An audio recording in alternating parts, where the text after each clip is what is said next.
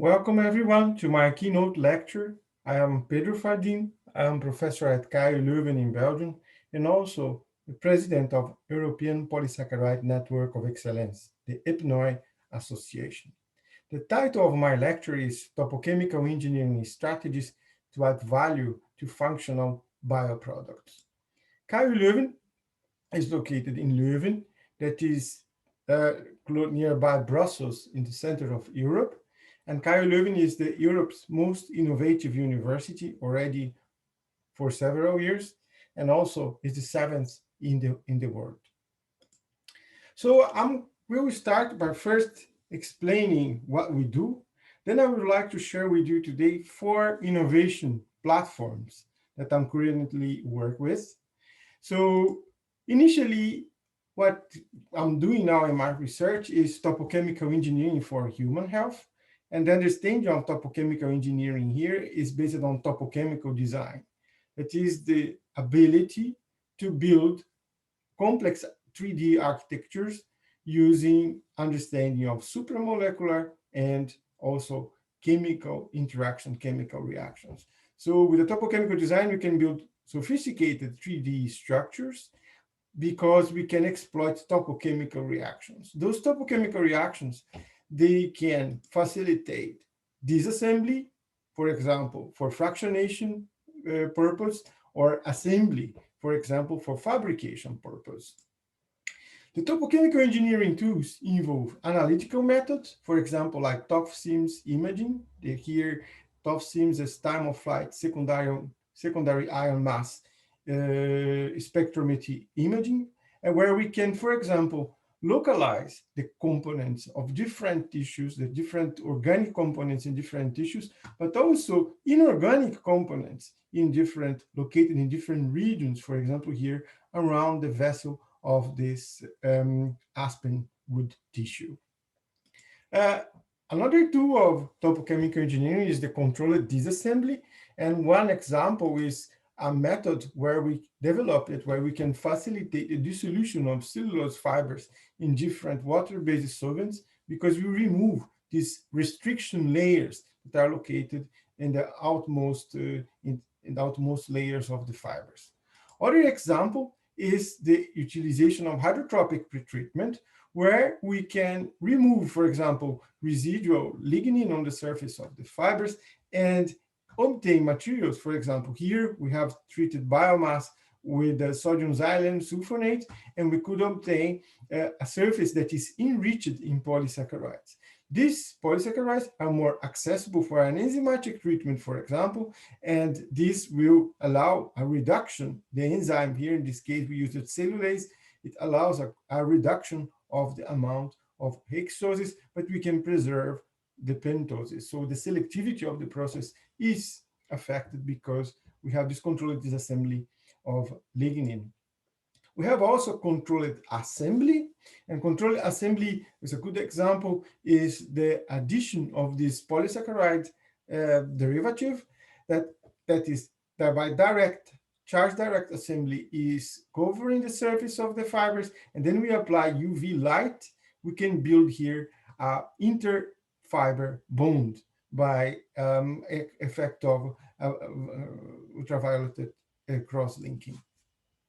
Topochemical engineering involves then the disassembly, and in the disassembly we can talk about topochemical fabrication and topochemical fractionation. And the topochemical fractionation here means that we can start with the biomass or with the biorefinery side stream or in bioprocessing, for example, in fermentation, and we can fractionate biopolymers, biomolecules, and biopharmaceuticals, or we can do topochemical fabrication, where it involves the assembly of the different components to desired architectures, to desired hierarchical structures.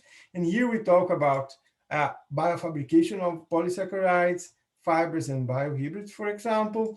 We talk about carriers, for example, that can be used as capsules, spheres, and particles, as carriers, for example, for drugs.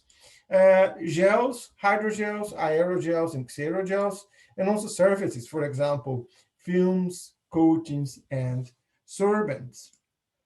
So I will start by sharing my first innovation technology that is I call InnoBleach, that is based on topochemical concept of here a topochemical bleaching.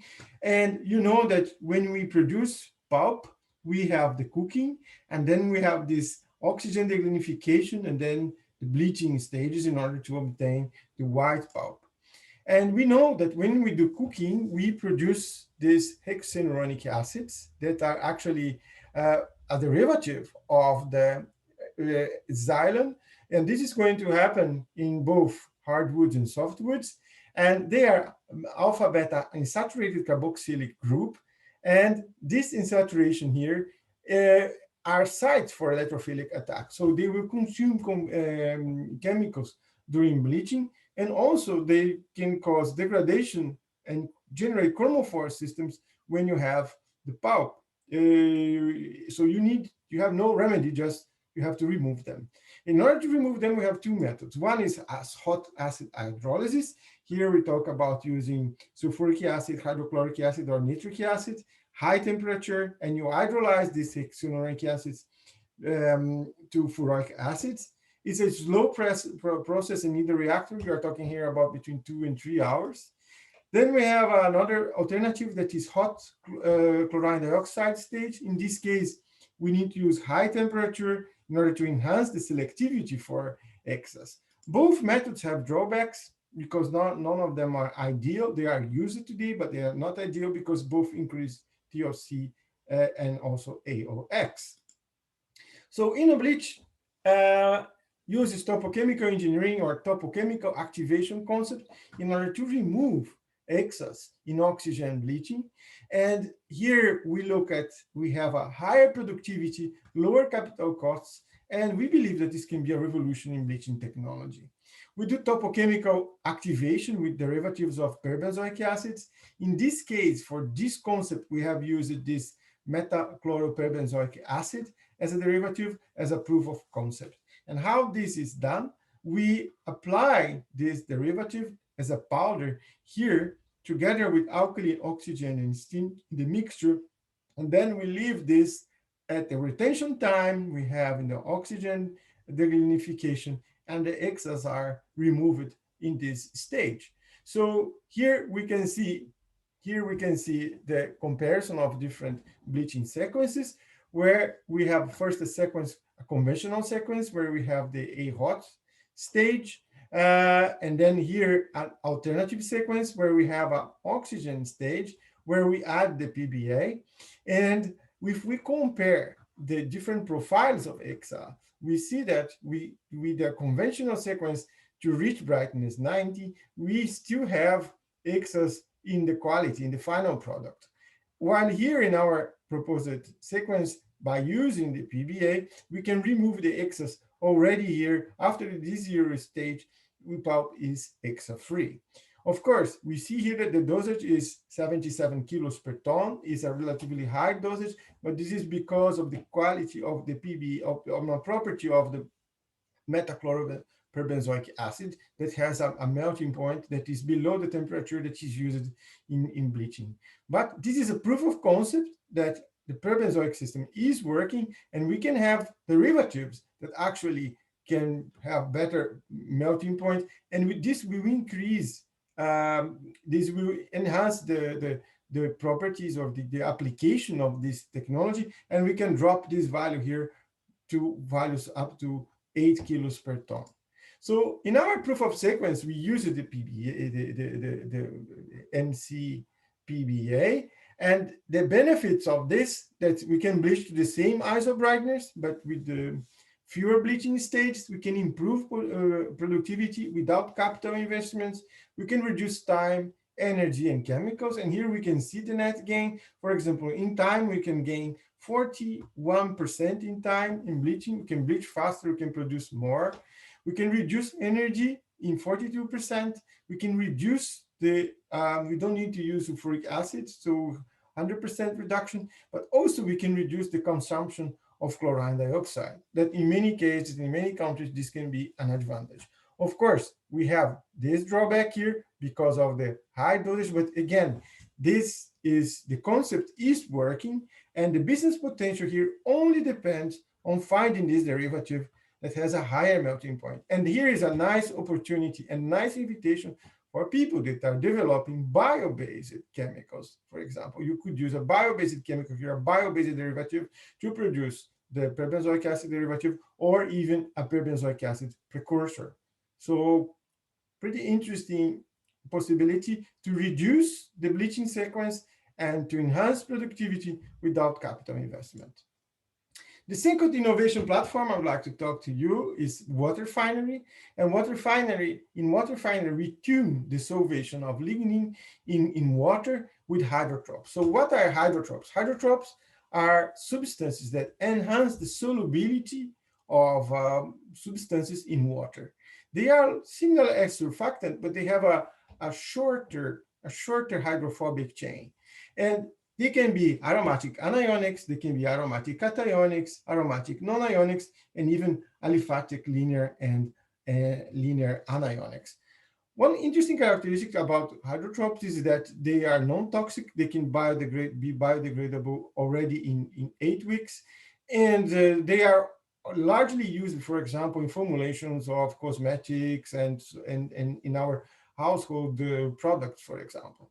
Hydrotropes can be used to build also, in our view, what is called the future biorefineries, where we can extract, for example, lignin from different biomasses and recover and reutilize this hydrotrope several times. For example, here we have a hydrotropic process that combines a hydrolysis of the lignin and a solvation of this system. So we have the biomass. The biomass is treated with hydrotrope, and then we obtain this spent solution. The spent solution contains lignin plus some degradation of polysaccharides, and then we just dilute this with water, and we can precipitate the lignin and then separate by filtration.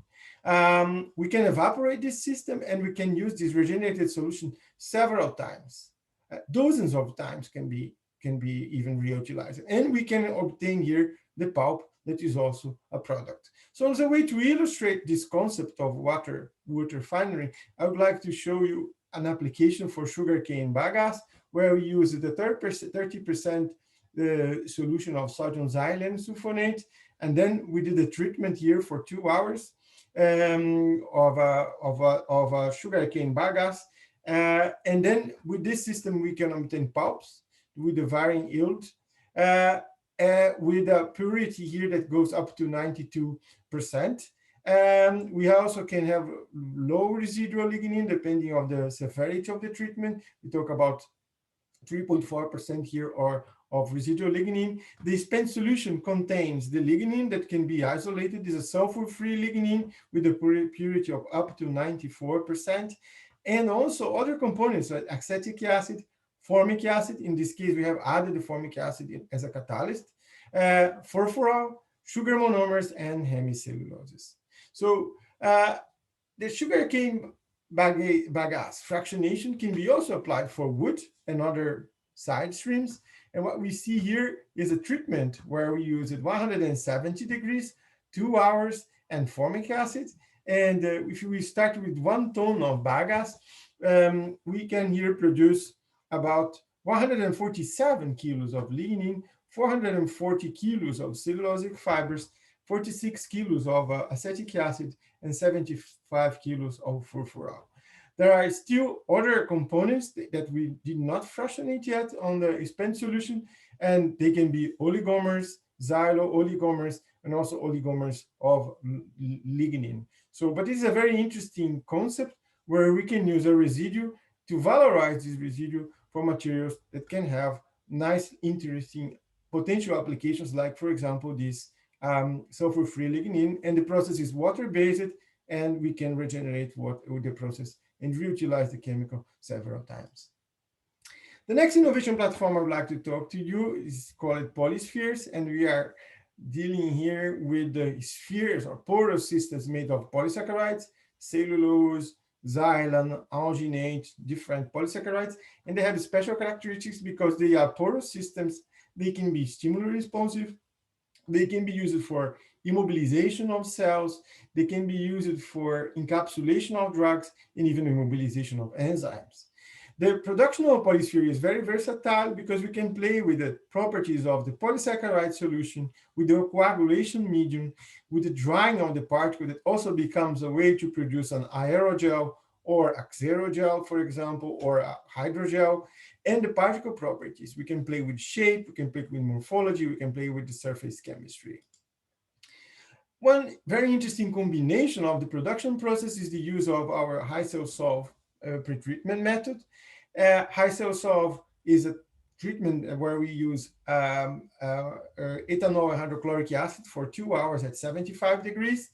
And this system is very interesting because it changes the mechanism of dissolution of fibers in alkali, for example. Instead of having this ballooning mechanism, the fiber is going to dissolve without forming ballooning. And also it's going to dissolve more uniformly, for example, in alkali. And this is going to allow better polyspheres, better beads can be generated. So if you want more information about the high cell solve method, we have published this more than 10 years ago.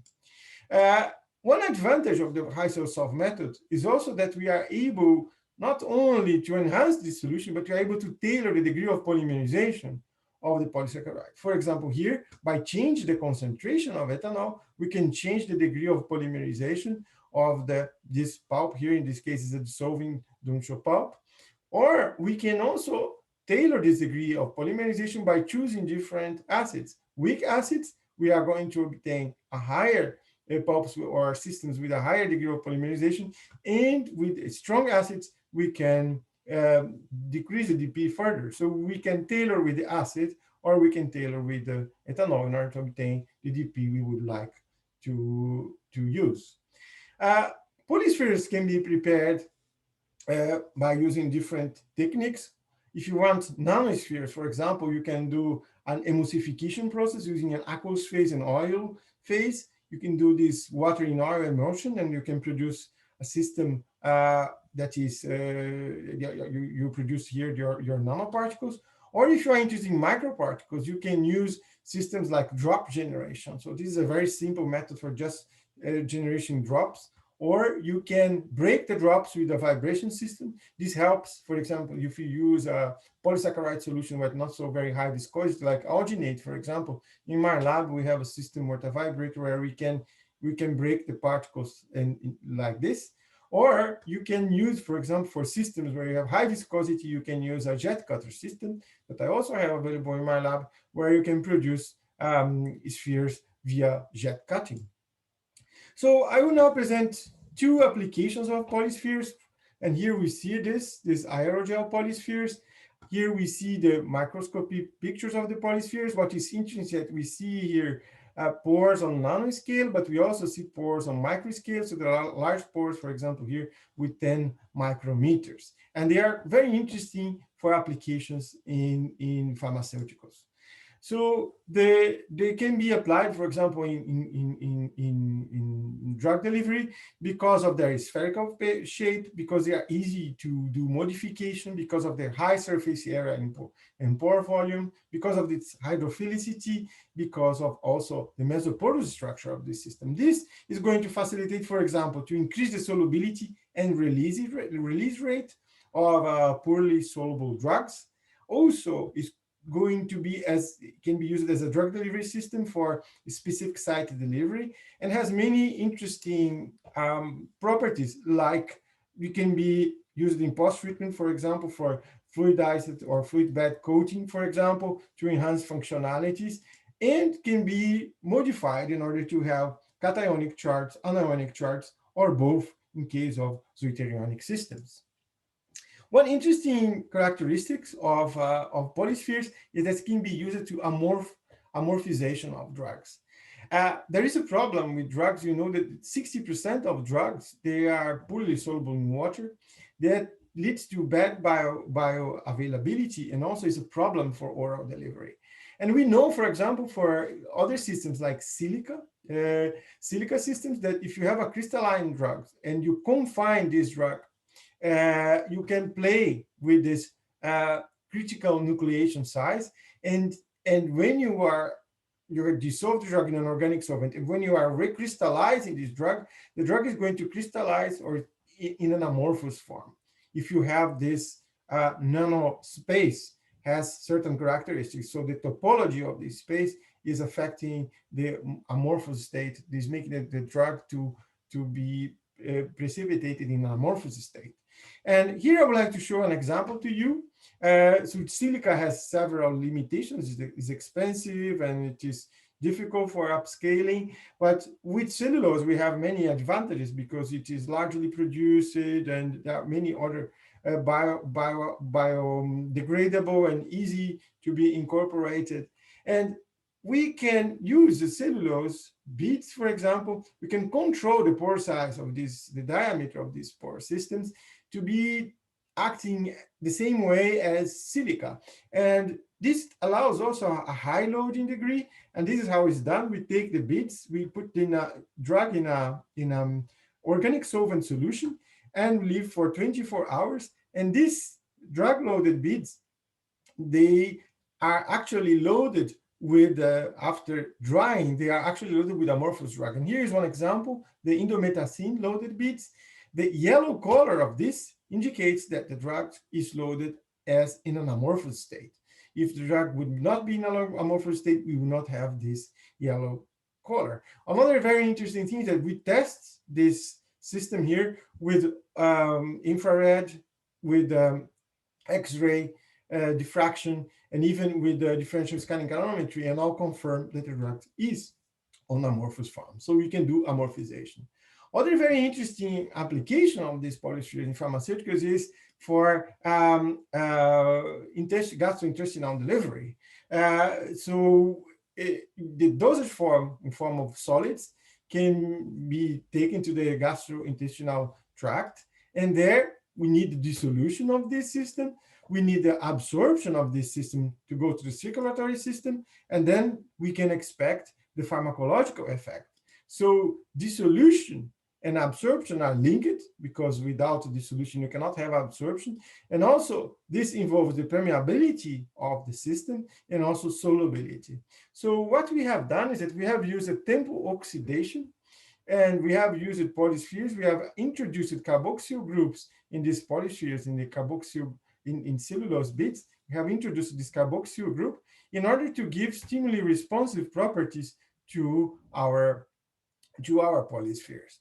And what we see is that when we increase the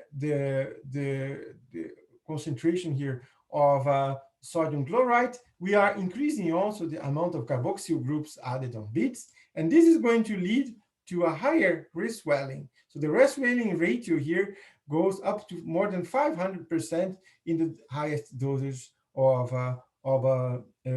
sodium chloride. And this reswelling is done at pH 7.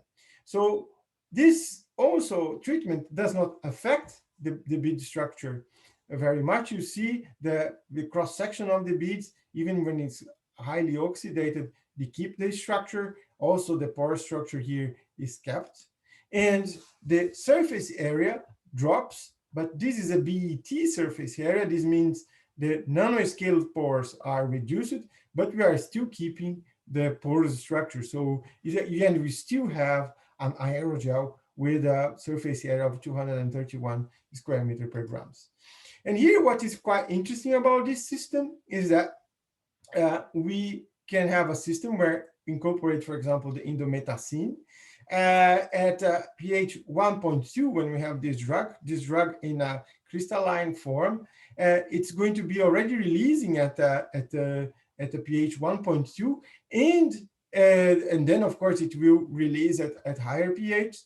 But you have a problem, for example, in the stomach. You don't want your drug in the stomach, and it's going to be there. When we have this encapsulated in the beads, what is going to happen is that we don't have any release in the stomach medium, and this is going to be released in the intestine, and with a pH about 7. And the systems containing more carboxyl groups, they are going to release better. So we have here a stimuli responsive system that can be used for control the release on indomethacin in the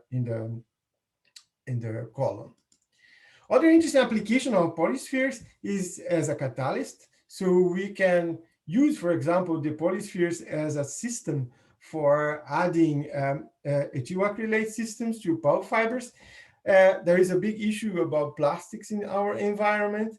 There is a big issue about plastics in food packaging, and our interest was to study alternatives to functionalize pulp fibers with the catalytic materials in order to have thermoformable materials. And our idea was to use polyspheres as a system for immobilizing the layer double hydroxides as photocatalysis. And we did that.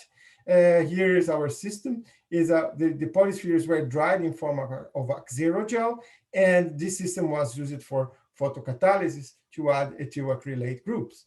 So how the catalyst was made? We just had our polyspheres, the beads. We did tempo oxidation on this system, and then we just used this as a template for the production of layered double hydroxides. We soaking for 48 hours, and then washing and drying, we could obtain this system with the LDH laying here on the surface of our polyspheres. And this system is very interesting because we can just mix pulp fibers with our beads. We add a scavenger agent. We add the ethyl acrylate. We irradiate with UV light, and we obtain functional fibers. Everything in water. Easy to separate. We can separate the catalyst supported with the beads. Very easy biofiltration from the fibers. And this does not happen if we just have the LDH. It's very difficult to separate. So we can do a photocatalytic functionalization. When we have these beads, we do the oxidation. We have our catalysts here. We're just going to treat the fibers with ethyl acrylate, UV, and then we can see that the modification here can happen already with 15 minutes, but it's ideal with 1 hour, where we have the ester groups formed here. And we also, by the performance here of our contact angle with water, where you can see that the fibers are more hydrophobic than the normal fibers with the contact angle around 20 here. The last innovation platform I would like to present to you is Polybright. Polybright are polysaccharide-based optical brighteners. Optical brighteners are substances that are interacting with light, interacting with UV light, and absorbing in the UV and emitting this in the visible region in the blue. So it gives a better impression of whiteness. And they are used in laundry detergents to make fabrics look cleaner and whiter, a lot on paper and board also to increase whiteness, and in different applications like textiles, plastics, cosmetics, and so on. So most of the technology, or the dominant technology, is based on steel band-based OBAs. They have poor affinity to materials and they require linkers. They have resistance to biodegradation. They are usually not stable, and they are usually transported in liquid form. And there is current increasing health concerns about this system, also for the TFN-based OBAs. So our proposal was to create Polybright. Polybright is a cellulose-based optical brightening agent. And the advantage of Polybright is that we have a photoactive group here, but at the same time, we have a charged group that can direct the assembly on the surface, for example, of fibers. It is a bio-based and non-toxic system. It has a dual function, enhancing retention and brightening. It's a powder. It's easier to use and transport. We can use lower dosages. It's a green product, and we can be used based on the topochemical engineering concept of a charged directly assembly. So the Polybright is made in 2 steps. In the first step, number 1, we add here the fluorescent group to the polysaccharide. In step number 2, we add a charged group in the polysaccharide. And this charged group can also be anionic. It's very simple to add. It's from easy application. We mix with fibers. It interacts with the negative charge of the fibers, and it's easy to obtain a product with a coating of OBA. This have a high performance product. We can play with the different degree of substitutions of the fluorescent group.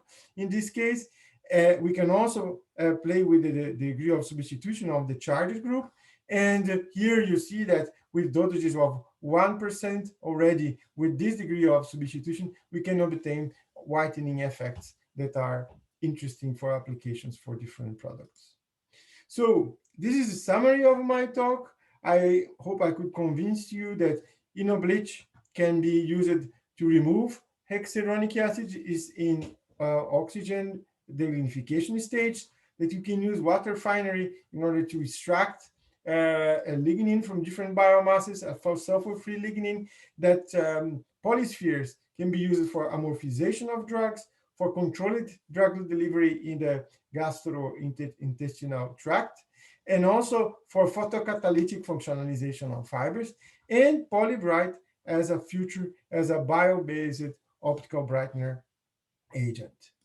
I would like to thank Tecnicelpa, CIDCP, and Professor Paulo Ferreira of the University of Coimbra for the invitation and opportunity. My collaborators, Givan de Mutters, Fan Xie, and Peter de Wever from KU Leuven, Iji Sobhana from Obo Academy, now in Mettgen, Konstantin Gabov from Obo Academy, now in Valmet, Thomas Heinz for his support and collaboration for developing Polybright, Teches and Business Finland, and also the Industrial Fund of KU Leuven, and my colleagues from CREA Division for the support for the Polysphere project.